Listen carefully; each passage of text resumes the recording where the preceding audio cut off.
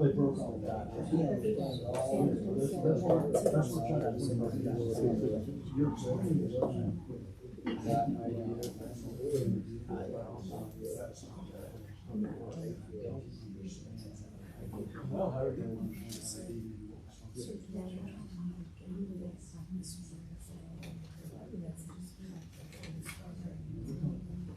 Hey, how are you? Hello.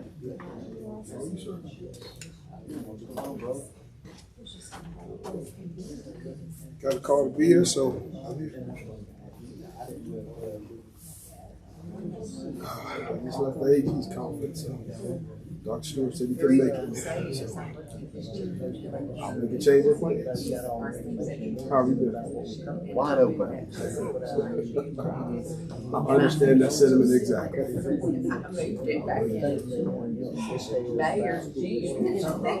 All over the place. Yeah.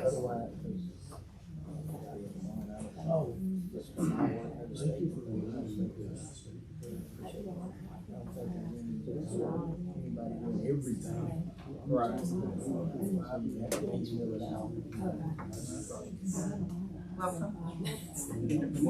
How are you, sir?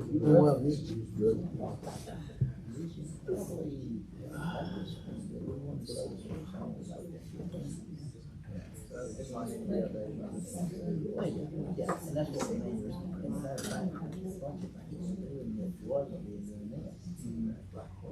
That was so we're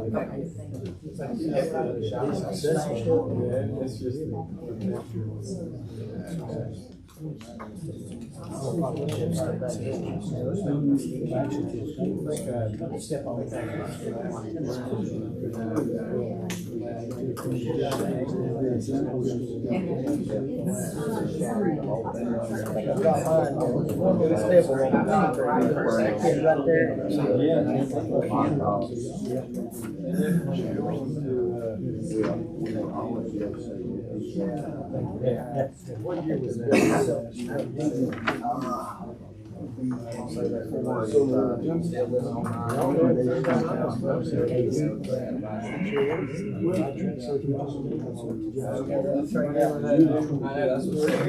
Connor, you're in a three. What did you say you were? I'm in like year 3 or 4. Oh, of your phone, but it's not an iPhone 3. I thought that's what he said too. I'm like, we finally replaced my other 6 because he wasn't using accepting updates. I did have a 5 until I got this one. This was the 11. So whenever I 5 to 11, I kept my I think that's what mine is. I still never figured out why this thing camera is not so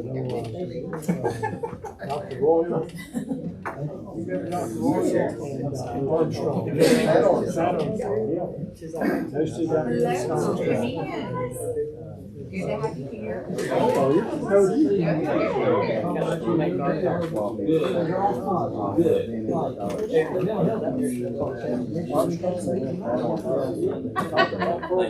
Yes. I can see you again. Probably that name.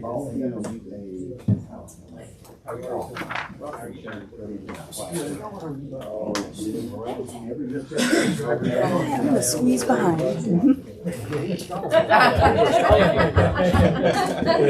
appreciate it. I do appreciate it. appreciate, that we got the money to do the rest of it. Right. It was fast, you got it like the next day. Really? Yeah. It's so quick, the new system is really bad. It does. A lot of stuff that we need to do.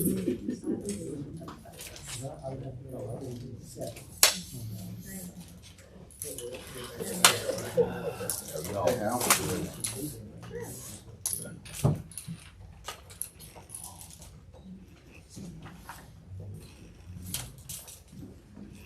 Follow me. That's right.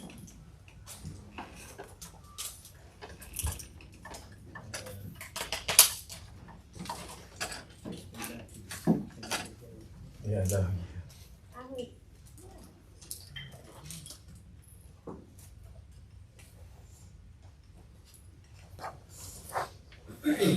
Wait on Alan. Just a second.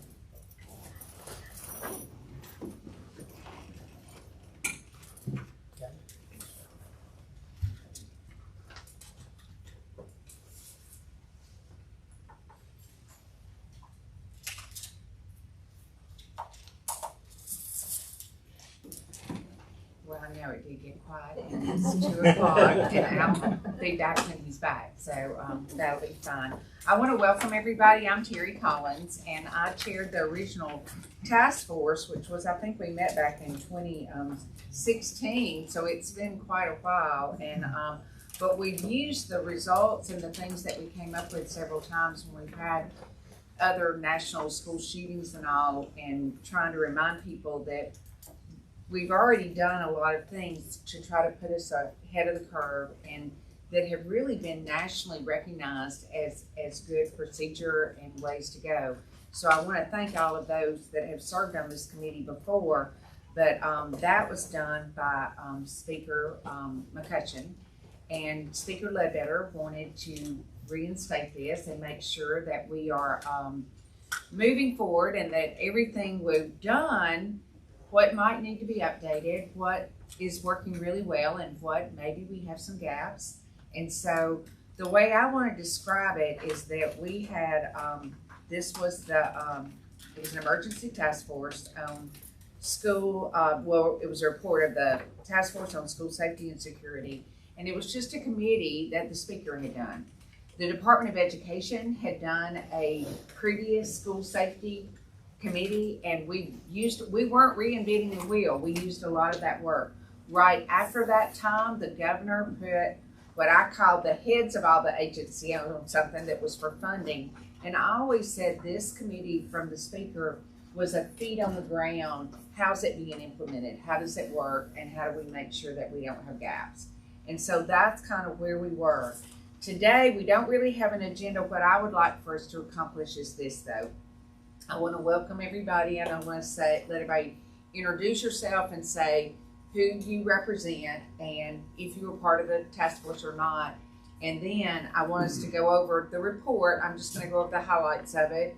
And then I want us to individually as a group say, what are some of the areas that are still working really well? And where are some gaps that we want to look at? One of the things that we want to do in the future, and I felt like from my experience in the past, we represented enough areas that several people have come and vendors and have brought products. And someone in this task force, in this committee, works with all those different areas. And so listening to what's out there, what's available, and knowing what our needs might be, I think that that's a good use of the people that are represented here. And so that's kind of what we're going to do today. So I'm going to start. I'm Terry Collins. I was the original chair, and Speaker Ledbetter asked if I would chair again, and I'm honored to do that. We've worked really well. I'm going to go to my right to do introductions, and because I worked very closely last time with Representative Baker, he carried several pieces of legislation that I'll let him go over with you. But we're just going to do introductions now, if that's good. Alan Baker, State Representative. I serve on both the House Education Policy Committee, also the House Education Budget Committee. I was not on the original task force, school safety task force, but I was engaged in attending meetings, being a part of that all the way through, and such, even with the final report. And part of that goes back to the fact that I've been at 3 different pieces of legislation, safety related legislation, early on, and I guess maybe one of the first pieces was around 2013 or so, and that modified the school safety required drills, which at that time there was a fire drill per month, 1 per month for every school. That was able to be modified, so it'd be at least 1 school safety drill per month, allowing some discretion on that. I was very pleased to work with the state fire marshal at the time in regards to that, as there was strong concerns, that is with some of the schools wanting to try to lock down in terms of the doors and such, and double lock and that type of thing. And so anyway, I'm very pleased we were able to get that through. And so schools now are on that type of procedure to be able to, with discretion. But that does also blend in with that is a required in the first 6 weeks of school that there be a required lockdown drill the first 6 weeks of each semester. So that was one of the things that we felt was important, because if we felt that some of these schools weren't necessarily practical, they were doing fire drills, maybe severe weather drills, and not necessarily doing a lockdown drill. And so we felt that was important for them to do. But so very pleased to be a part of that. Another was a school bus trespassing bill. And then a 3rd piece of legislation was electronic notification, and that would be the State Department of Education. That is in regards to safety. So this goes back to when there was, I guess, a unexpected sort of snowstorm up in, I guess, maybe North Alabama area, and I forget which school that had to house students overnight at that time, and trying to get word out to the parents to let them know their kids and that type of thing.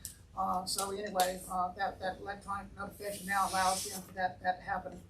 To inform the parents as well as school officials in regards to that. Sheriff Eric Blankenship, from Henry County.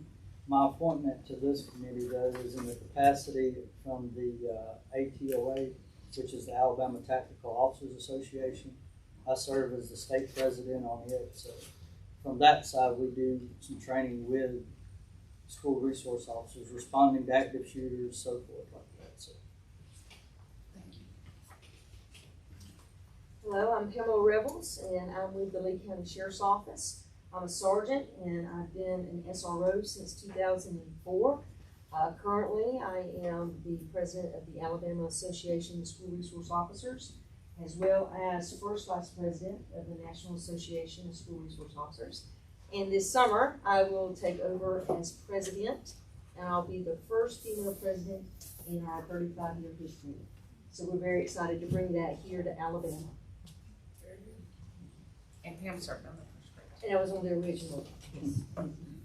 I'm Wayne Vickers, superintendent of Alabaster City Schools. This is my 17th year as superintendent. I've also served as superintendent in Demopolis and Saraland. And I'm here in the capacity of appointment from the Superintendent's Association of Alabama. And look forward to working on this committee. I did not get to serve on the other committee, but I'm very, very pleased with the work that's been done and appreciate hoping to continue that. I know when Adam and I started looking at different things, and I was looking over the list, I was like, you know, a lot of these people are retired, so Adam's worked really hard, and I'd be remiss if I didn't say thank you for all of his research and work to make sure we got all our positions filled. Thank you. I'm Mark Bailey from the Alabama Community College System. I'm the Chief Safety and Security Officer. I'm in charge basically of the 23 police departments at the colleges. We have Ingram State's the only one that does it. It's inside the Department of Corrections. But all emergency response basically falls under me. So. Well, and that was one of the areas, I think a lot of our focus is on K-12 areas, but it does have outside reaches, and we do so much school enrollment and things like that we appreciate you participating. So. Hal Taylor, Secretary of the Alabama Law Enforcement Agency. I did not sit on the 16 one. I came to some of the ones after that because we changed some people, had some people retire and leave, and I started coming before the end, but didn't sit on it. And I didn't think I remembered that because I was thinking both of y'all were on there, but I think we met for a while even afterwards, making sure everyone was well, so thank you. Kim Boswell, Commissioner of the Alabama Department of Mental Health. And y'all were very helpful last time and we're glad that you Thank you. Connor Johnson with the Department of Education. I was not on the original task force. It was probably I was. Nick Moore here representing Governor Ivey. I'm our education policy advisor. Was not on the original legislative task force, but as y'all know, Governor Ivey's very supportive of these efforts and has been very involved in school safety. So look forward to being part of this group and thank you for allowing us to serve. I'm Proncy Robertson. I was not on the original one either, Terry, but was very involved in overlaps with that. I think when y'all met the first time, I was still a law enforcement officer in Decatur, and was lieutenant supervisor school resource officer program up there. And Decatur was very active in a lot of the programs, things we had going. And at that time, I was serving Pam and I on the Department of Education's has a Safe Schools Task Force as well that we've had going for a number of years.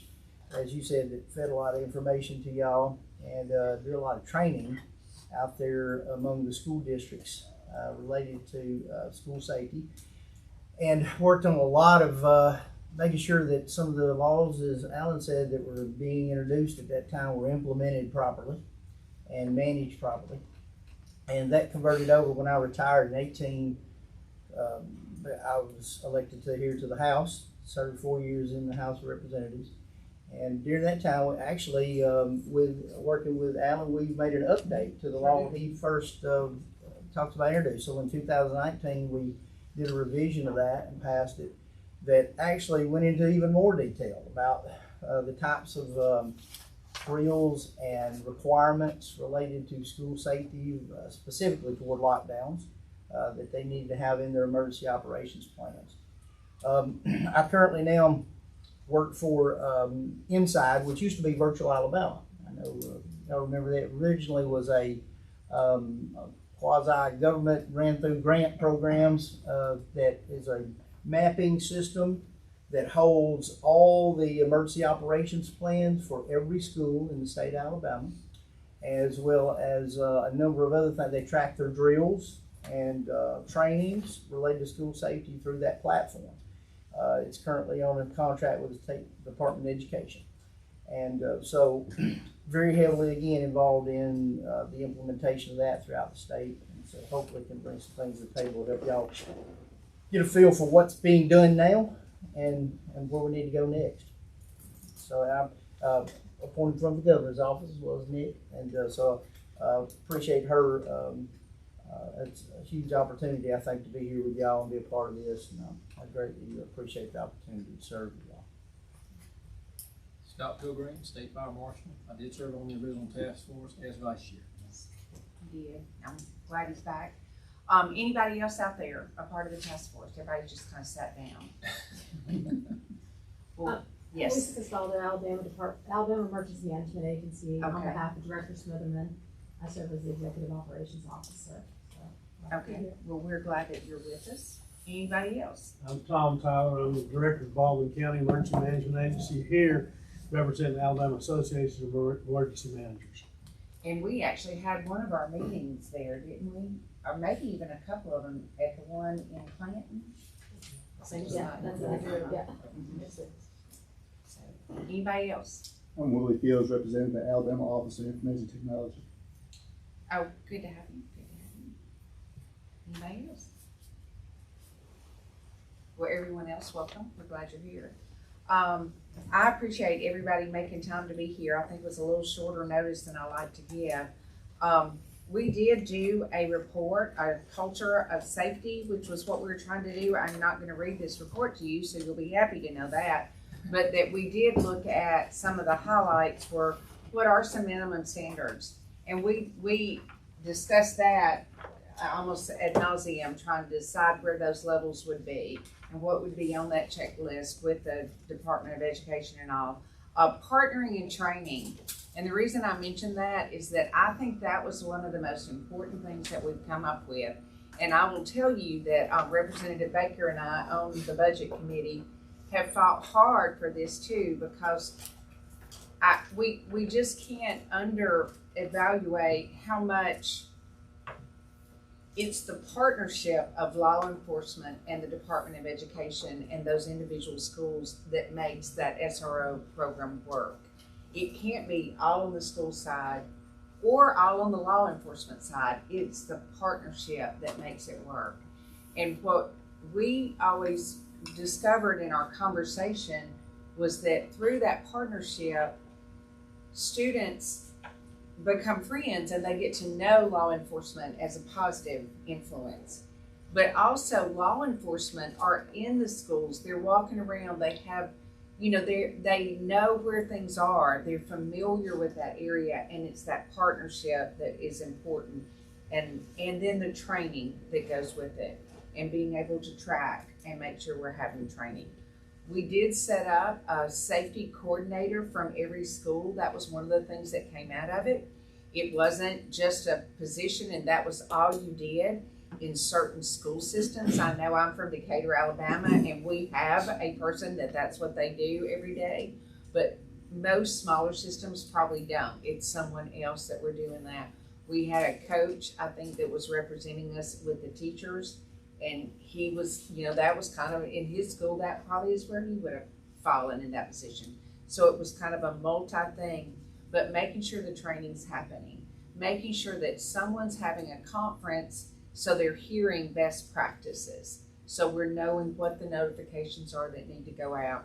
And that's kind of what we went over. Can I jump in on one thing? I would love to, yes. In regards to the school safety, or having someone designated as a school safety coordinator for that school system, that was highly desired, but even more so, what was also desired is that there be someone designated at each school site as well to be that sort of person underneath the school safety system coordinator, so that that person on the site at that school campus is ensuring that at least they're somewhat making sure that the drills are being followed as they or have been directed and such. Because sometimes when you just have the school-wide system coordinator, then you feel like maybe it gets lost in the gap here, there, at this school, and that school. There's not actually sort of accountability to make sure that this is happening at each school-based site. So thank you for that little tidbit. No, I appreciate that. And please, if you've got something to add, please jump in. So.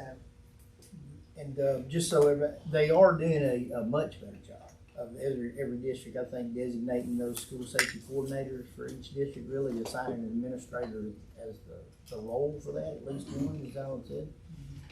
And from the task force and Department of Education requiring them to have at least 2 trainings a year related to school safety. And so to get into some type of education related to what's the newest trends, best practices. And the task force has been instrumental from the Department of Education in helping to get that training out to them. So that's just for everybody's knowledge. That is going on, and it's been a good thing. That was one of the governor's Safe Council recommendations that really complemented your report, in that we've got the system coordinator, school coordinator, and then now these regional teams that go out and provide those 2 trainings. I know Officer Rebels was a big help in that original, setting up those different teams throughout the state.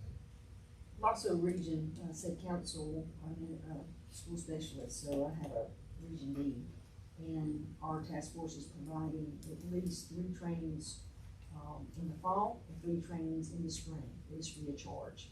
So we are providing 3 training for our safe school coordinators. So they don't, matter of fact, the last couple of years, because of COVID, allowed us to do virtual.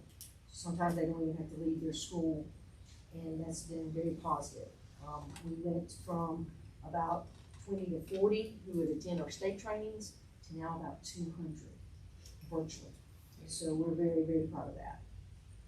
It was, if I'm not correct me if I'm wrong, Pam, the governor made some extra effort to make sure that those positions were funded, and to make sure we had those 8 positions out there from her, discretionary type funds, to make sure that that's been done the last few years. But I'm sure that's something that we, from even a legislative point, budgetary wise, need to think about how that would be more sustainable, how important it is. Because I know local districts, it's important to them. Agree with that, Mr. Superintendent?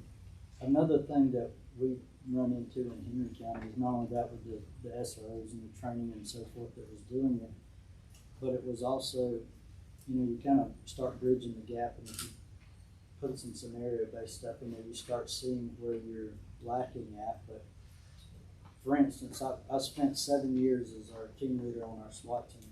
So in all the schools in Henry County, we train in a school every month. So as far as our SWAT team goes, we're fluent with every school in the county. But odds are, if there's that active shooter or anything else, that first response is going to be one from the SRO that's located at the school, but secondly from the patrol officers who are on shift before we even get there. So we found that there was a lot of gap between the patrols. So we started implementing that training to not only include our SWAT team, but to include the patrol officers and the SROs, and put everybody in that mix of training it and do it to where that way everybody who's going to be there, not only us as the SWAT operators are fluent with the school, but every patrol officer who, and you would think, especially in Henry County, it's not that big of a county, that every police officer knows, they know where the school's at, but they don't know the layout of the school. And then that's in small rural Henry County. You take a lot of your bigger counties, and they may have officers who've never even been by the school, much less know how to get in it or, flow through it. So, and those best practices were what we were hoping when some area had figured it out, and you're doing these regional trainings, that other areas would say, oh, that's what we need. So when we start putting that in there, I had like a great response as team leader of the SWAT team, and you kind of feel bad because then your patrol guys are like, I've never even been in that school until today. So, but then they knew, oh, if something happens, I know where to go, how to go, and the flow of the layout of the school. Mm-hmm. But it takes that implementing it on all levels to make it work. And that's what we were wanting to make sure is that is happening and that's doing well, and being in the same room and finding out where there might be some gaps. Yeah. Another week that as we begin to reopen this again and sort of look at what we need to do to maybe to improve and such going forward, and not just sort of rest on where we are. We feel like that our state maybe has been a little bit ahead of the curve with a lot of these other states in terms of on the preventive side, and not just waiting just on the response side once something does occur. But having said that, it's where each of these, just to sort of refresh sort of some ideas that we've already discussed in the past, but I think we'll continue to continue to have further discussions. That is, each of these schools is very unique. That is, in regards to the layout, the setup, and so it's not as if, that's one of the things I think with the original group as we met, and that is it's hard to have a one plan, one size fits all for each school, and each of these school settings being very unique, and so that's why it's very important that each school in their plan and such, they've already then thought through where are these sort of the safe harbors, the safe areas, where do we get students if we did go into lockdown mode, all of that thought out. What do we do if it happens while maybe even after school, and such as practice going on, ball practice or whatever, it could be band or whatever. But what are the procedures? What are the plans? So it's unique to every school. So that's something I know that we need to continue to maybe express. But another thing is the school personnel. Oftentimes we think of this just being sort of the administrator and the teachers in the classroom with the kids directly. But what's very, very important with this, we've already seen evidence of this, that is with some recent school occurrences in regards to active shooter, and that would be that the people such as like your custodians, that is such as like your school bus drivers, they may be waiting in the parking lot there with their school bus while school is still ongoing, but they notice this person, strange person, that's come on campus. It could be the maintenance staff of the school or the school system while they're out cutting the grass, and they begin to notice this strange person. So there's eyes and ears that go beyond just the classroom teacher and such the administrators. And I think that's very important for us to recognize that we need to sort of have all hands on deck, eyes and ears out there, being very responsive and alert to this. But we need to keep that alive. That is, that they have a direct responsibility in this process, and not just put it on the administrators and teachers. Thank you. First, I want to thank the legislature and the governor's office for the work in the State Department of Education, the work of providing funding over the past few years. I know A&T was utilized for a lot of safety things, and I just want to thank you because that allowed districts additional funding to provide updates to camera systems that have been there 20 or so years and making those connections. So I want to thank you all for that type of funding. It was above and beyond our normal allocation that allowed districts. I've been in 3 different districts with different types of budgets. So it's very, very helpful to make sure that everyone has an opportunity to provide safe classrooms and spaces for students in Alabama. I also had a chance with Pam to visit a week or 2 ago the Marjorie Stoner Douglas High School in Parkland, Florida, the site, and that was a very life-changing event to be able to go through that with the state's attorney and the individuals, and it just opened my eyes to all types of things that we need, as Representative Baker said, to keep working.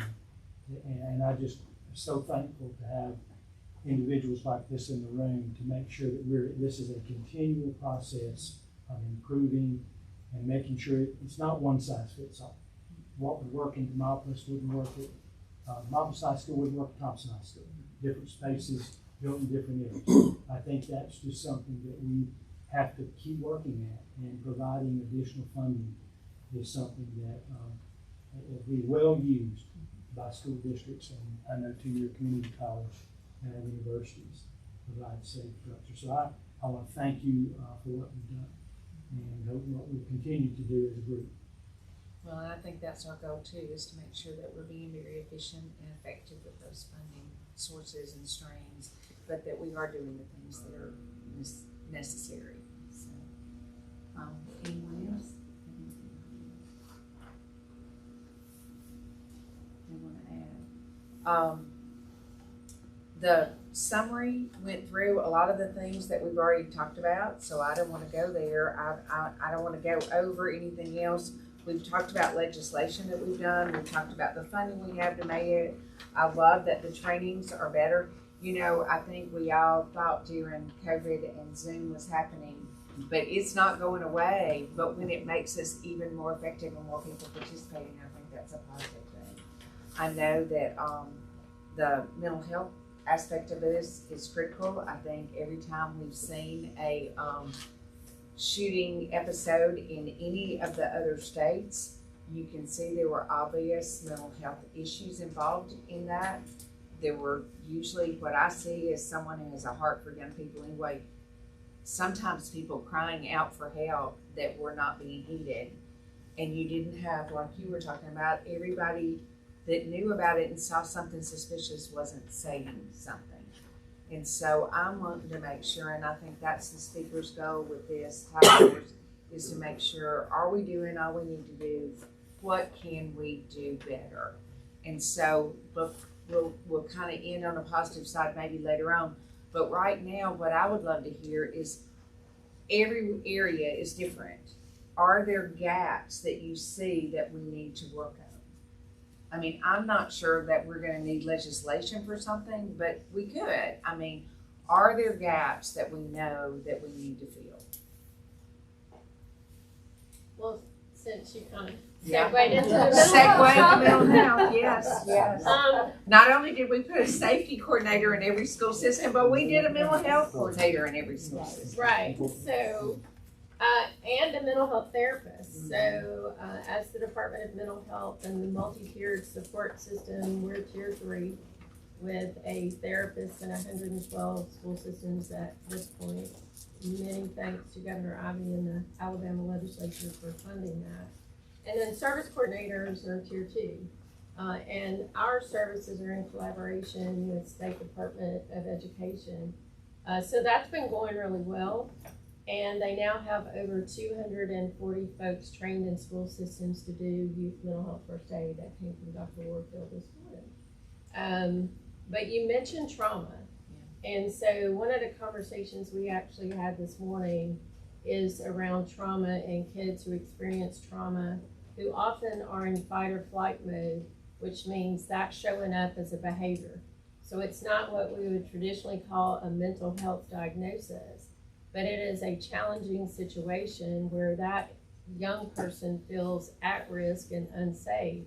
And so a big part of the conversation we had in a meeting this morning is about addressing trauma not only for students, but also for teachers. And so that is a gap that we really see in terms of there are a lot more kids out there who've experienced trauma than there are kids who are eventually going to wind up with a mental health diagnosis. And I feel like that's sort of what we're missing is we've got to get all the teachers and the administrators and everybody trained on what does that look like. It's often showing up in their behaviors, and there's a great book out called What Happened to You. It's really adjusting our thinking from what's wrong with you to asking the question, what happened to you, and do you have a history of trauma? And your reaction to this situation is you're going from 0 to 10, and the teacher and the bus driver, nobody understands why that's happening. And so I do think that's a big part of the conversation we have to have. We did see some additional funding last year for child and adolescent beds in the state. We still don't have enough. Today with Children's Hospital, who was on the call, they did get a certificate of need approved for 10 more beds at Children's Hospital. Wellstone and Huntsville, there's some funding, again, thanks to all of you guys for that with Wellstone and Huntsville, but we are still in a situation where we need additional child and adolescent beds. We've been working on a partnership with DHR for mobile crisis services for kids. We've done a pilot in Mobile and Jefferson County and Huntsville. And that really is for those kids who are often either in foster care or obviously having some pretty significant trauma. And having those services that go out to them if they're in a mental health crisis.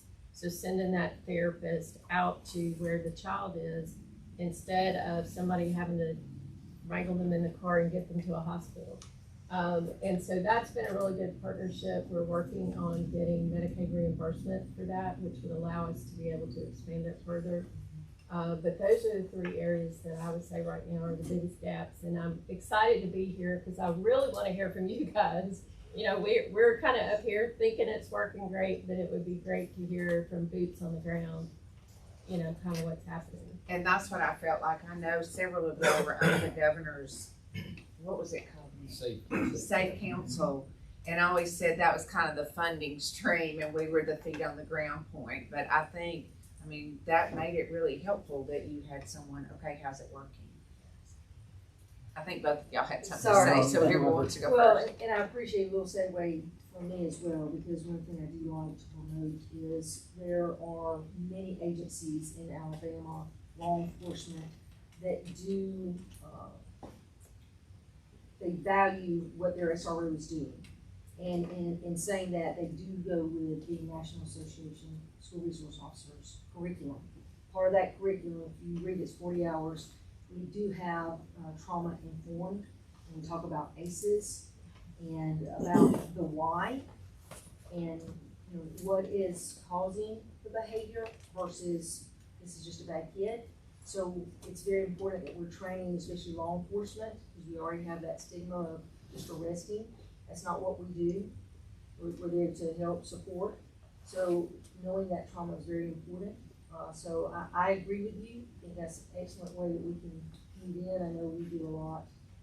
Just boots on the ground, having that conversation with our teachers in the moment. But I think it could be even more. So I think that's a great suggestion. Is it happening right now? Just to clarify where we are right now, are you only, where are we providing? So, for example, there's part of that curriculum. There are a couple of other places where we're doing some trauma-informed work. Actually, with Department of Early Childhood, we do a ton of it, but we do it at a much younger age. What we discussed this morning is we're not really picking up K through 12. And so that was really the discussion with Dr. Warfield this morning, is a more comprehensive approach to trauma-informed systems for our kids.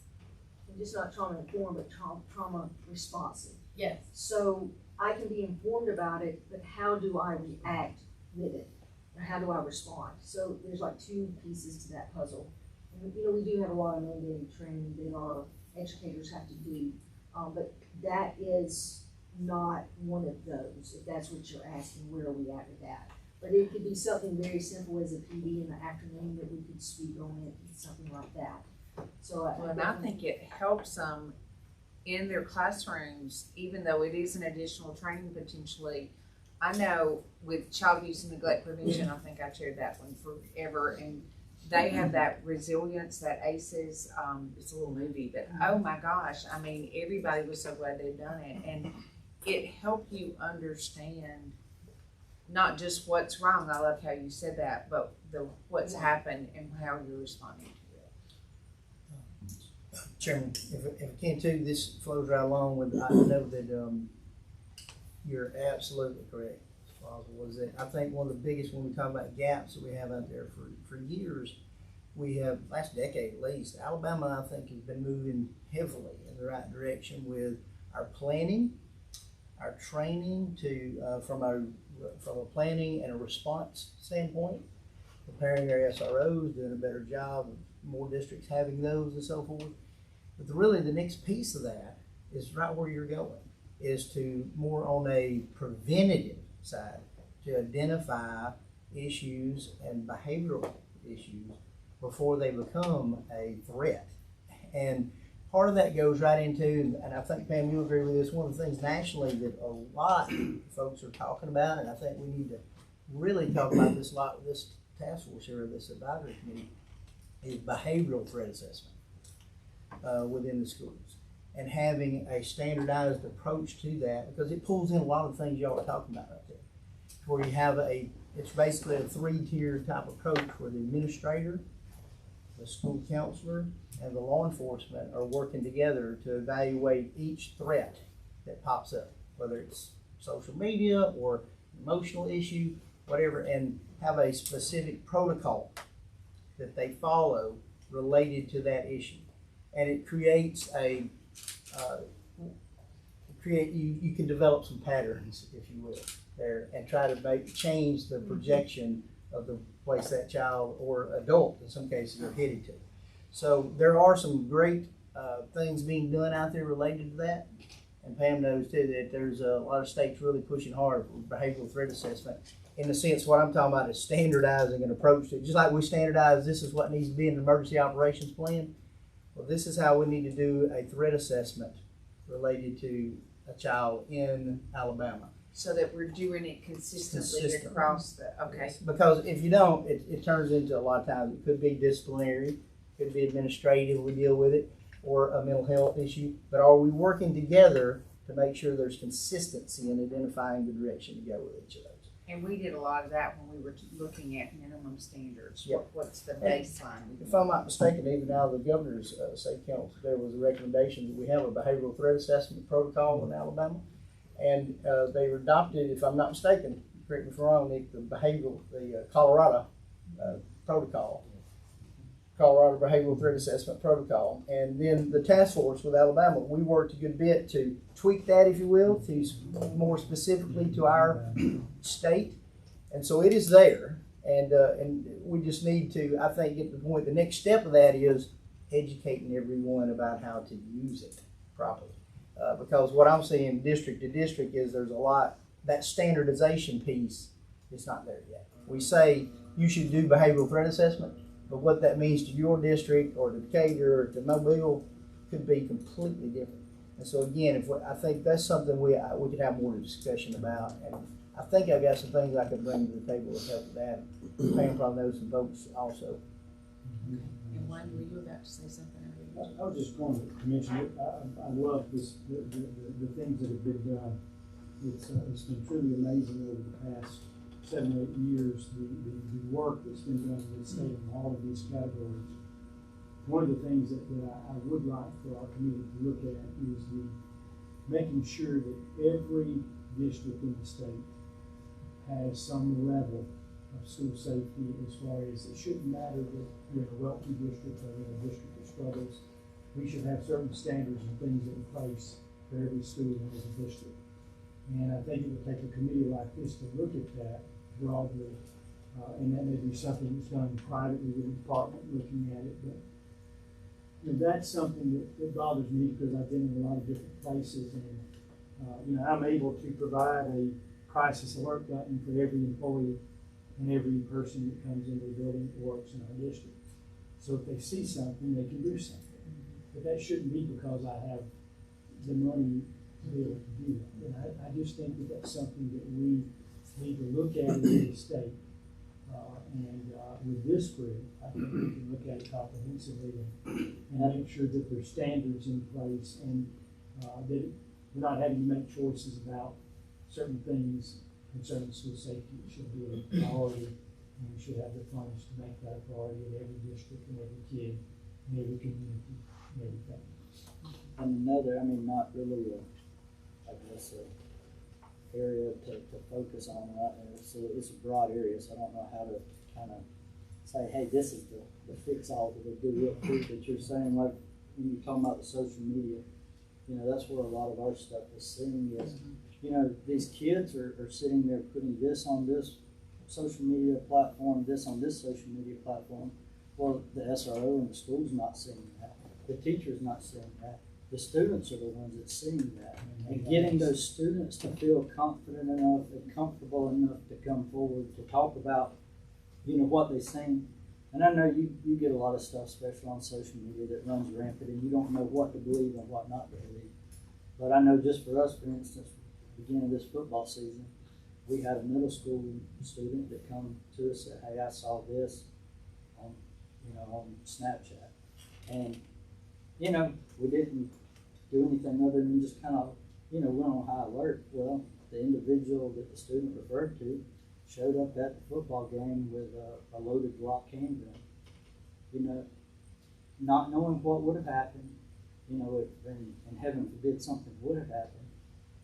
But that student showed up at the event with a handgun when they weren't supposed to be at the school function anyway because they were at alternative school and wasn't allowed to be there. But if it wasn't for that one student that said, hey, I saw this, we wouldn't have been alerted to that to even know to be looking for that student when they showed up there. Luckily and thankfully, we intercepted there before they ever made it to the stadium. But again, they had a loaded gun going into the stadium with it. So, like with us, we're trying to do all we can on a local level to bridge that gap to not only with the SROs who are in the school, but like even with us. We're in the process now of trying to do some events with and these aren't funded events. These are volunteered by my deputies of us just doing, like, for instance, we're participating or getting everything set up to do a flag football game with one of the high schools. Another one, we're going to do a basketball game. Another one of the private schools wants their volleyball team to play us. So it's going to be a bunch of deputies like getting beat by a bunch of high school kids, and us probably on oxygen masks trying to survive the game. But it's a way for them to look at us in a positive light and kind of build that relationship with them, because oftentimes the only time they see us is on the traffic stop or if we got called to a house, and at that point it's for a bad situation. So we're trying to do something to bridge that to where they feel confident enough to where if they do see that message on social media, that they can say, oh, well, you know what, Sherry, we play football together. I'll go tell him what I saw. To where hopefully, so I know that's a broad spectrum, but we're trying to do that's all what we we can were do. trying to do with SROs everywhere, a familiar face that they had someone to tell. And luckily and thankfully, I have a bunch of deputies in my department who are just willing to say, yeah, I'll go get beat on the volleyball court, or I'll give out on the football field trying to run like we haven't done in 20 years. I don't know, I find that sometimes those adults do pretty well and hold their own. We shall see. I'll let you know in a couple months. Okay, that'll be good. Great things so far, yes. Back to your sheriff, what you were talking about, MDU, the training you've done on your own, for the schools and the layout and all that you trained, you know where they are. Yes, sir. But another agency roll up, me with troopers, I don't know where the library is, I don't know where anything is. That's where you come in, and I don't know, Dr. McKinney and inside, how much y'all do as far as going in, knowing the layout of the school and who has access to, I'm putting you on the spot asking, I don't know who all has access to that information. To your point, Mr. Rickers, is that everybody should have the same thing and have the same access to it. Well, I even you had do that. on your own what you do, but if, I do that as my own, but I had that same problem even as the SWAT team leader in our county of not having access to the schools. And me and the current superintendent are, working through all that now and everything else. But the prior one, and I understand, there's potentials for, hacks into the systems and the cybersecurity nature of it and whatnot. But, that was, with the prior administration, that was the excuse we were given, is, we can't give out that information because there's a potential of hacking into the system or whatever. And that's what I told them. Even if it's a separate system, I'm fine with that. But it needs to be to where that, whether it be the incident commander, whether it be the sheriff, the police chief, the SWAT team leader, whoever, when they pull up on that scene, and I told them even a remote access point to where not that we have to get inside that school, but where we can pull up on the scene and be able to log in and pull up that live view of everything going on to where we can coordinate those efforts. Camera access. Yeah, and so to your point there, and for those of you in the room may not know that Inside does, every school in the state of Alabama is digitally mapped. Okay, there's a login that you have written out. Those are controlled by each district. So instance, the superintendent and or their designee, which we call a technical point of contact, decides that each district who has access to that information. Okay, and it's really about those local partnerships, as you just And mentioned. that's what I said. My current one, I'm not pointing fingers at my current administration. Oh, yeah, because we're going over that. But even with me and her, we're working on that. Those outside points of contact to where you can log in without having to actually be in the school to get on that network. And so it's a cloud-based system. As long as you got internet access, you can access them anywhere in the world. You don't have to sign on to that, to their local network or anything like that. If I have my laptop here, I can access any school in the state for you. And with that, their emergency operations plans, even links to their cameras, so forth, can be built to those. Okay. Now, again, there's technical stuff involved to that that every school and their age of cameras, things vary. But the standardization that we have in Alabama for that is, I don't know of another state, and believe me, I've been reaching out to all 50 of them working on this, okay? And there's not another state that's as far along with it as we are. There's pieces and parts of it, Ms. Taylor, but the access that I believe even our state troopers and so forth need is just a matter of us building those relationships and partnerships with the local district so that your trooper who's working whatever county and whatever school district specifically can access it via no more than having a password, his own password, and accessibility. And the district can literally set permissions for what they can and can't see within that. And so that's already there and being done currently in Alabama. And we hope to be able to continue that for the state of Alabama. So the problem lies though with your previous administration who didn't want to do it. Yeah. So I don't know how you fix that other than legislate it. Yeah. And you put We're it. setting up one of the minimum standards. That's what we're saying, is that maybe you don't have access to every single part of it, but that At least these things. everybody. That's the thing, is that everyone that pulls up, it shouldn't be, to your point, everybody should have the same. That because you didn't want to do it, or you can't pay for the, you might could pay for the installation of it, that's what you find, they get it in, and then the maintenance fee is not paid. Well, the maintenance fee that updates the grid and the school and the rooms and the things like that doesn't happen, so then we roll up with you, and now the library is not where the library used to be. And currently, the state contract pays for those updates, and it's, the school may not contact us and say they need an update, right? Right. But if they reach out to us, hey, we've made a full plan change, that's taken care of. It does have the basic, floor plan, holds all their emergency operations plans. They track all of their drills and training that the state actually still uses for, the State Department uses it for monitoring once every 3 years when they basically check, are you in compliance with these things? And our regional coordinators that are out there are coordinating with them to help use that for that. So it's there, it's available for them.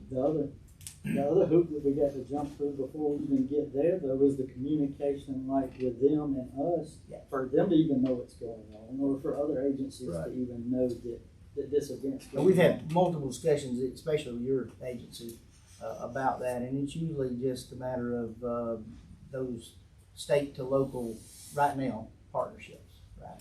With them opening that access to you. Because we certainly, as far as from a private vendor wise, we want you to have access to it. But if we as law enforcement do it and get it, but then the administrator prior to what you just said, says, you're not coming, I don't like that, you're not coming in here. Well, that's a disservice to the kids, and I mean, that's not right. I mean, Which is why if we set a minimum standard, set here's at something- least what you have to do. You've got to do at least this, that takes that out of your, you've trained and done all you've done, then the next person comes in and won't let you do anything else. And of course, in a crisis, you want everyone to have access to, Correct. especially with You want police, everybody fire, thinking the same way and too, they and know knowing how that. to access cameras, dealing with any type of that. Well, and that was why that was even my recommendation, even if that camera system had to be on a standalone. Like, I don't want to get into your whole network of seeing all your test scores and any student's information. Right. I just want to see that right then on that day when something bad happens. Under the current state contract with Inside, are you able to remote in and see live access to the cameras? Depends on the school and their, obviously their cameras, their systems, so forth. Now, from a technological standpoint, it's possible with just about any camera you want to put up, okay? Sometimes that's the cost of doing that may be prohibitive, but technically it's possible. The problem again comes in, if you got an old 1985 analog black and white camera up in the corner, we can link it to this system, but the bridge to digitalize it and put it on the cloud may cost you more than just buying 5 other cameras. And so that's where we get into, even when we talk about the A&T funds going out to schools that are available for them to make those kind of upgrades. They can use those on, I think it's 5 or 6 different categories for the A&T funds. We broadened it several years Yeah, ago. and sadly, when you got 6 things to spend it on, school safety is usually tilted to the bottom of that. I'm just being Unfortunately, honest. unless something bad happens. Yeah, new gym floor, roof is leaking, we need to do those, other capital improvements. And we understand that completely, I think all of you would. But at the same time, so I remember when I was in the legislature, even had some discussion with some of our budget members about that block, a certain block of that A&T fund, 20% of it every year you need to spend on school security. Because it's sad to say, but unless we do that, it doesn't always happen. And Mr. Superintendent, I'm not being disrespectful to the schools. No, you're not. I'm just simply saying that's reality, right? It's reality, and especially looking broadly across the state, there's so many needs, and A&T funding, even though, it has been very helpful, it is something that is vital to accomplish our task. That those A&T funds that the state has access to are going to be vital if we're going to have that level playing field of safety across the state. And this, and I'm sorry, I just jumped into my mind when you talk about funding this, the Lieutenant Governor's capital grant that was just approved by the legislature this time. Those funds can be spent as well for school safety related. And a lot of the districts in the state right now, each district can apply up to as much as $5 million grant right now to use that money for school safety. And those I'm who not are, hearing any of that though. yeah, that's what I'm not saying. hearing. I'm not hearing that. And yet if they did, $5 million in any school would do everything that you would like for it to do, Mr. Leah. Yeah. You know, and the sheriff to link those cameras and things in, that could be done. And remember, you know, A&T was not appropriated this past year. You know, so That's correct. Puts people, you know, yeah. Yes. So there's, you know, so that's just something that I'm just putting out there was not appropriated. And, you know, when you're looking at making that funding piece, you know, it does matter. And it matters to all of the students that we serve, having that. And I love the idea of allocating certain amounts, and we usually try to give districts and two-year community college freedom to do what they need, because if you have a roof leaking, you know, it's something that needs to be taken care of. But I have a feeling that we can put our heads together and come up with a way to make these things happen across the state. Yes, sir. In a very meaningful way that connects everyone and provides a level of safety and guarantees to our families that we're doing everything we can. And I think that's what we're doing. And great work that's been done so far too. And I do, I think that we're ahead of the curve, like you said. I think that we are moving in the right direction. But I think reviewing where we are and looking for ways that we can get even better is what. And a lot of times, I mean, new things come on. I mean, probably when we started, bullying on social media was probably there, but it was minimal, and it is no longer minimal. So looking for things that we can do that help protect students in lots of ways. And I think as far as even mental health, where we are right now since COVID is an entirely different place than where we were before. Harold, were you about to say something?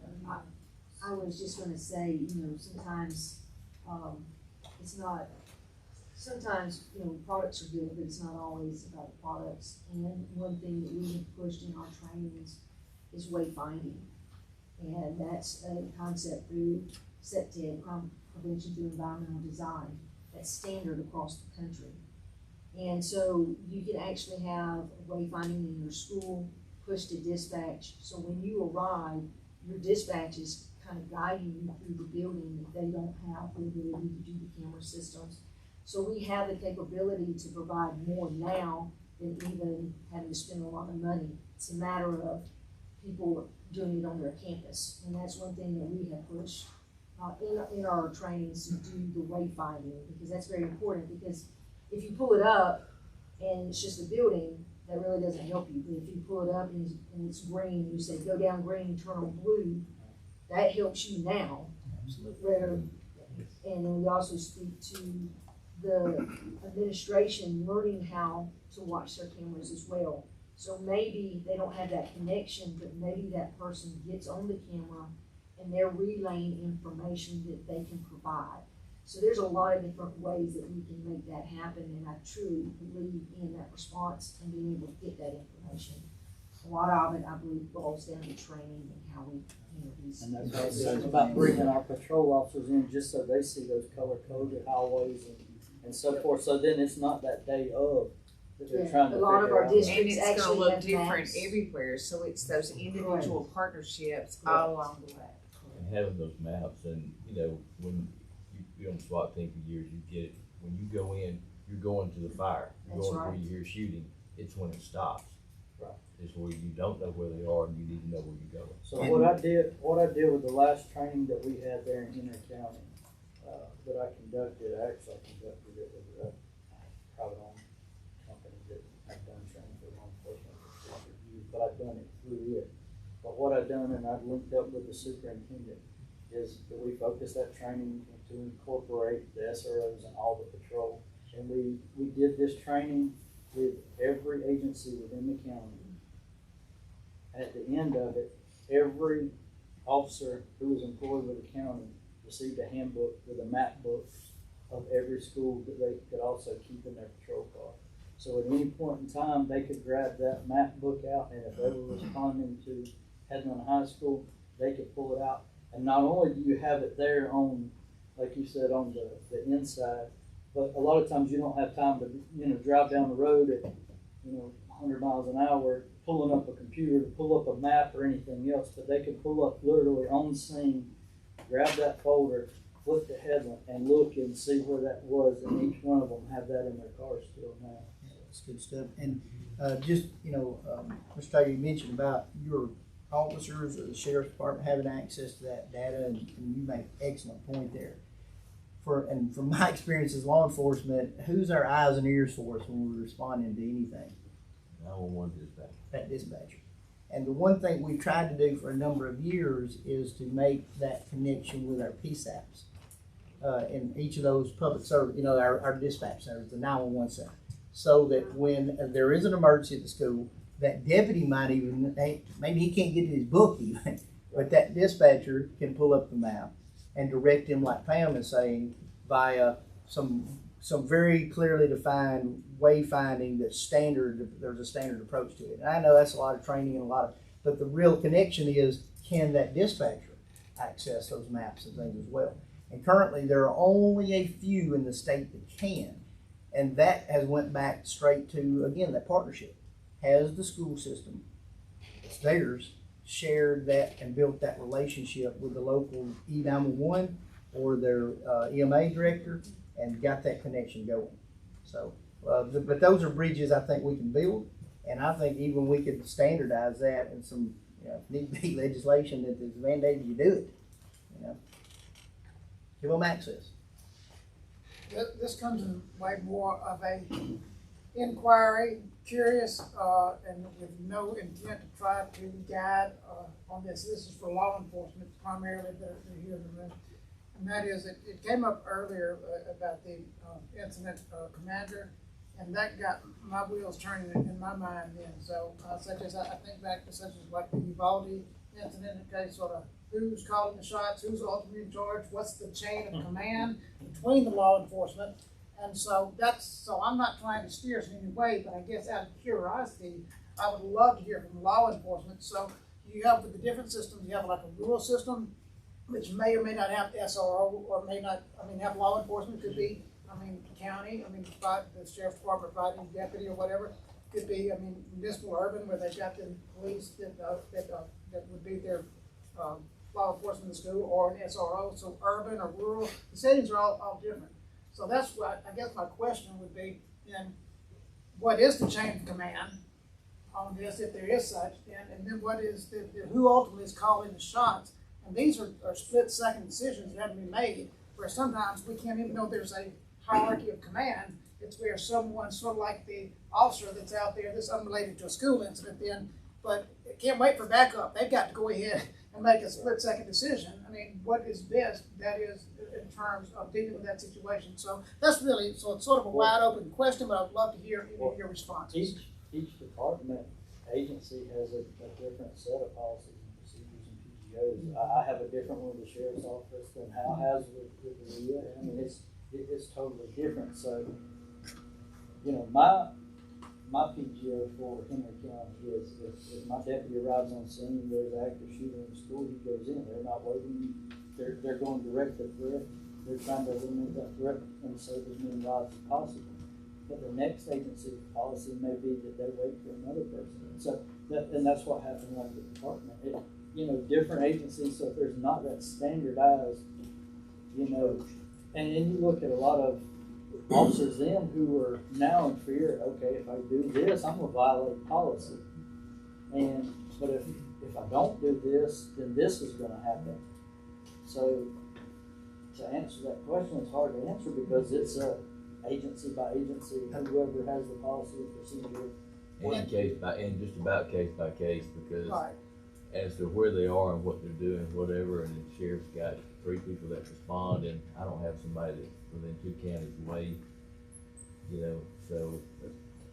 It's gonna look different, It- just like it it's is. gonna look And then different. to follow up your question, who's in charge is Yeah. again just the same. Well, that's what I'm wondering. Right. So I don't want us to Somebody in approach the on law Rock enforcement could have turf when it's somebody that. right there, just right there, and hear it, know what's going on, and turn and be one of the first ones there, and Pride and egos have ruined a lot of and I tell even my officers that now with the administrations that we have and the agencies that we work with. If we all take a step back and look at why we started doing this in the first place, and if you look at in this situation, our students and the children in there, and if we're doing everything we can to protect them and to save as many lives as we can and to eliminate that threat, it doesn't matter if I'm in charge, it doesn't matter if he's in charge, it doesn't matter who's in charge, as long as it's getting it done. Problem is, throughout the state and this nation, there's not a lot of, I'm not saying there's a lot, there's some administrators who don't have that same mindset. And that is the advantage of this group coming together with all sides being recognized, that maybe we can set some minimum standards. Because by all means, in Henry County, if there's a trooper that is a block away from the school, and he arrives first, and he pulls up to the front of that school, and he hears a gunman in there, and he goes in there and he eliminates that threat, I'm gonna consider him a hero, and I'll do everything I can from the sheriff's office. I'm not gonna say, well, I wasn't in charge. That's the same way. Yeah, and I wasn't there. And I think, Anybody in this room, I think, in law enforcement. Well, and Remember, I and I don't think know- it's just Right. that. I mean, think of all the different groups that Correct. Kim That's- just said that's that they exactly. work with, and I know that too, Right. more than we even mentioned. But- Unsiloing and partnering together to get it done has been the But priority. the other side of that, though, is that sharing the information, and that's where I'm saying the pride and the egos come from, and I've seen it firsthand myself in my time in law enforcement, that they may have information about an incident going on, but it's not shared to me, it's not shared to him, because it wants to just be handled within them. Well, and that's fine and great if everything goes good, and at the end of the day, it's 100%. But if it fails, and it could have been prevented by the aid of myself or him if somebody was closer. And that's where I'm saying the prides and egos a lot of times fall without wanting to share that information that, hey, this is what we have going on. I think that was one of the advantages of that very first report, which is some minimum standards that we came up with. And that tried to get around that. That's still gonna be there No, everywhere. that's what I'm saying. If I could figure that out, boy, we'd be doing But, good. but if we have some, not only minimum Yeah. standards, Right. but we have accountability that we're tracking, are we doing the training? Are we participating with all that? And I'm hearing that that's happening a Yes. good bit, Yes. but I'm also hearing some gaps that we might could do it better, and that's the purpose of what we're doing. If I could, I appreciate- One thing that really would answer, I think, Alan's question too, is you remember the alert training that we standardized across the state? Pam, I know you were thinking the same thing. Which is the law enforcement's emergency rapid response training. It is specifically designed for how an officer, first on the scene or up to the command point, responds to an active shooter. And every law enforcement officer in the state, I mean, y'all provided it through some grant from Aaliyah, who's Still created doing it. instructors, provided it to every district.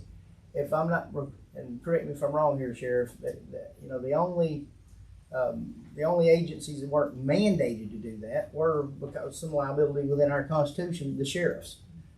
And so there's a few that did not mandate it to their people.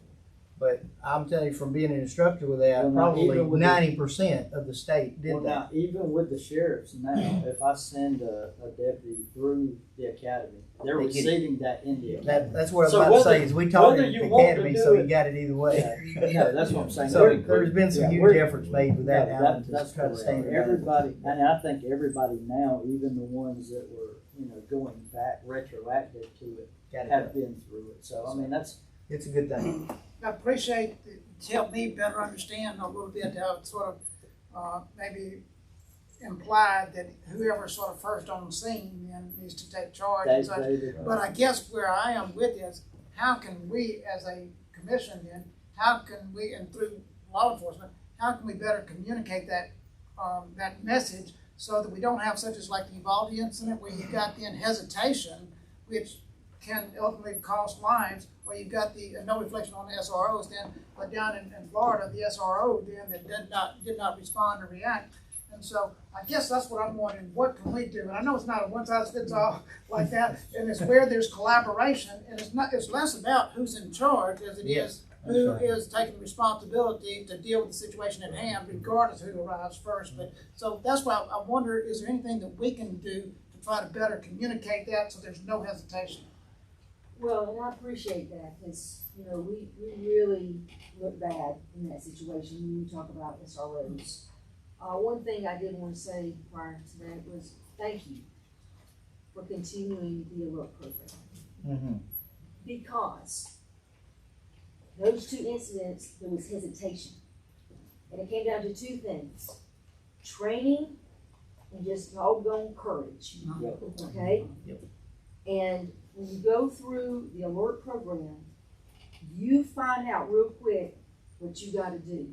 And since it's so important that we do it for every officer, that we're getting that training, and we're continuing to do that training across the state, even outside of the academy. So I think a lot of that just boils down to us continuing to push this program and saying, this is important, because this is how we want to respond.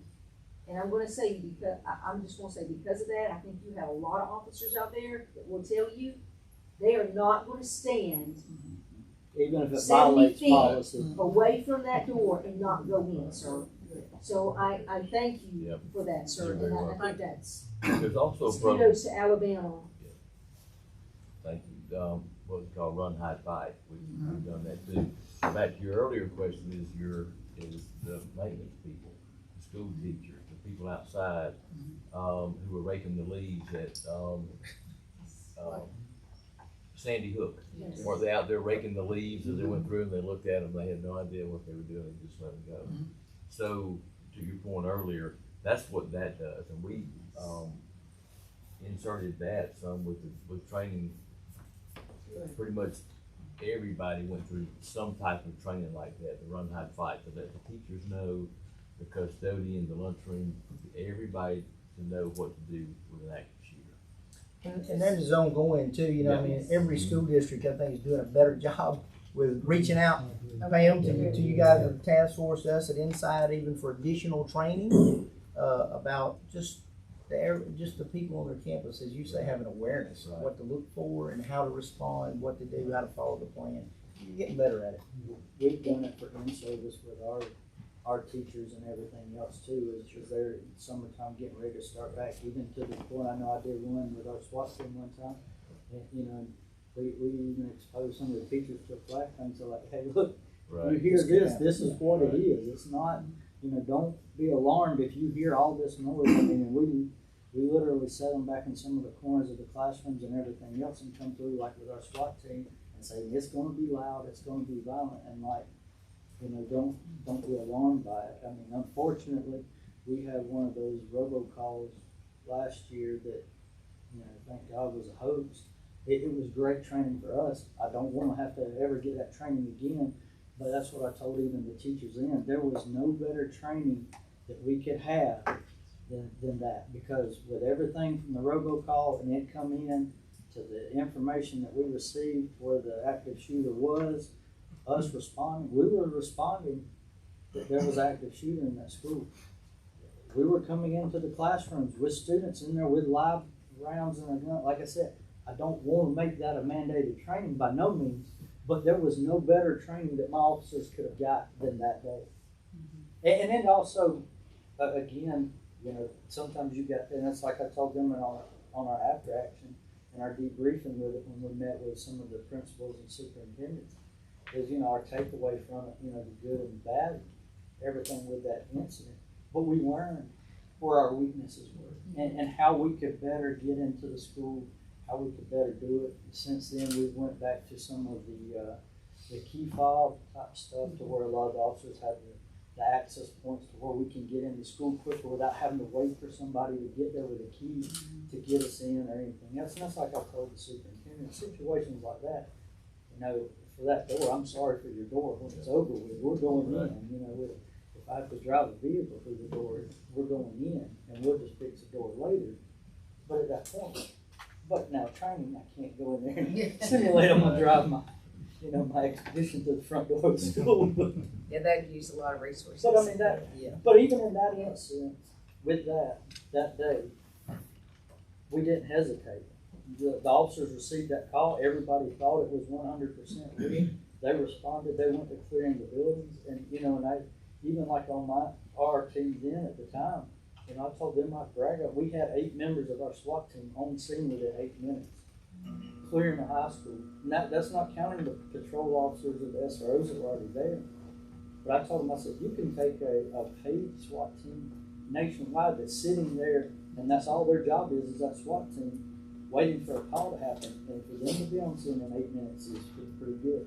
But for ours, who are guys who are just coming from different walks of life between investigations, patrol, and me at the time was a commander, and I was serving in the capacity as a police chief, but responding. And all of us having 8 people on scene clearing that school in less than 8 minutes. In a very rural In a very area. rural county. My husband was from Henry County, and it's very Yeah, rural. it's very, Yes. that's what I'm saying, so. Didn't have And I hate traffic that light that's or the- fast food when we first started I dating. hate that that's the type of training we had to see, you know, to do that day to get it. But it was great training. Yeah. And we learned a lot of problems that we had, even with theirs, the communication gap that we had there. And I've talked with, and I've been on some, stuff with that, trying to bridge the gap with our radio systems and everything else to do it. And it's still all a work in progress, trying to, fix everything. I wish we could just put that on switch, and it's all good now. Well, I wish it was too. I don't want to hold us too long today, but I think we've had some good discussion, and I want to appreciate everybody participating very much. We've come up with a list of some things that I think we'll look into. If you think of some things outside, or if you go back to your areas and you talk with your group that you represent and say, what are some other things that you know we need to be aware of? And then we're going to combine some of that information. That's what we did before, and it worked out really well. And the report, I think, was very well done at that point in time. So I hope that we can do that again. I also, the speaker would like us to listen to some people that maybe have some programs or things. It's kind of vendors that are out there that have something they would like, and having everyone's perspective of those. Is this a need? Would this be beneficial? Is this the best thing? So we would like to do that in the future, but going forward, that's kind of what we're doing, is that we'll keep putting our ideas together, and then we'll finalize and we'll look at what do we want some of those minimum standards to be. But before we put anything in paper, before we move forward, we're gonna have well vetted all of that. But we also wanna make sure that we include everything. And so at this starting point, I would say nothing's too small. If you think it's something that you just didn't want to see in the group, let's keep it coming to Adam, who's gathering all our information for us, and then we'll start working on that together. Next time we meet, we will have some different people come in that have some programs. They'll have so much time, and I'll try to guard our time. We're a little bit over our hour right now. And I'm just going to say, I'm going to give us more than an hour next time, because if I'm driving 3 hours, I really would like to get my money's worth out of it. So, not that we're really paid for this, but I want to have enough time that we actually accomplish something at the end, and that we're not meeting 100 times either. And so that's what I'm thinking. So before I adjourn us, and we will kind of get together next meeting when we get some things organized and we have that on. So anything else anybody wants to add before we adjourn for today? Is the speaker looking for so many meetings at the end of the year, a report back, or 2 years, or what's the goal here? I don't believe, Jake's left, hasn't she? I don't believe he has a set goal like that. He just believed it had been long enough since we had done this. He thought we did a good job before. Where are our gaps? What do we need to do? And so I don't think we have a time limit before now, but I would also say that there are some things that if we come up with something, session starts in February. If we're ready with some things we know, it doesn't have to be complete. We don't have to have a report ready. If as a group we've decided these are things that are minimum standards we would like in place, and we believe they need legislation, sometimes they don't. Sometimes they could be something the State Board of Education could approve. So, everything doesn't have to come through legislation. And to be honest, some things just simply need to be funded. So we'll work on that. But it also helps the speaker when we're looking at that funding process to know if everyone on board felt like this was a priority. I mean, that's how we got to mental health coordinators. That's how we got to lots of things, was that everybody supported that effort. Does that Yes, kind of ma'am. answer? Yes, ma'am. So it's not a clear cut thing, and if he has one, I've not been told. Thank you. Good question. I'd just like to, to chair, thank you. You've been proactive on all of this, and reaching out to the speaker and such, and such. This is something that's very important. We're not waiting for, that is, some incident to occur, whether it be in our state or somewhere close by, and then it's like, okay, now let's pull things back up. We're trying to stay on top of this, but I appreciate your diligence and really pushing that and encouraging the speaker, and he's made this a priority as well, and Nick as well for the governor's office, and with all this being done as well to help propel and push this to stay on top of things. To all that are part of this group, then I'm just even excited to hear this sort of reconstitution of a group and continuing to look at how we might be better and improve on this, and then with the dialogue, there will be a continuation of this meeting today going forward, though. But just equally excited, so thank you to all of you that are part of this group. I love hearing the commentary and such that we have from different perspectives, and that helps us to be better, hopefully for our state, for the sake of children. Thank you.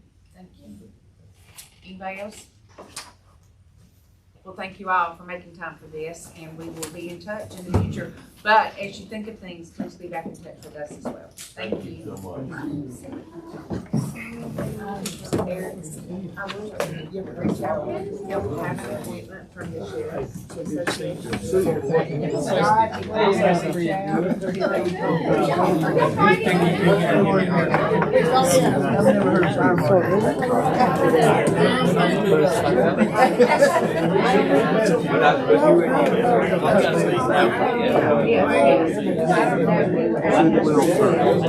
We need this dog on fire. You're right. Doing both jobs, yeah.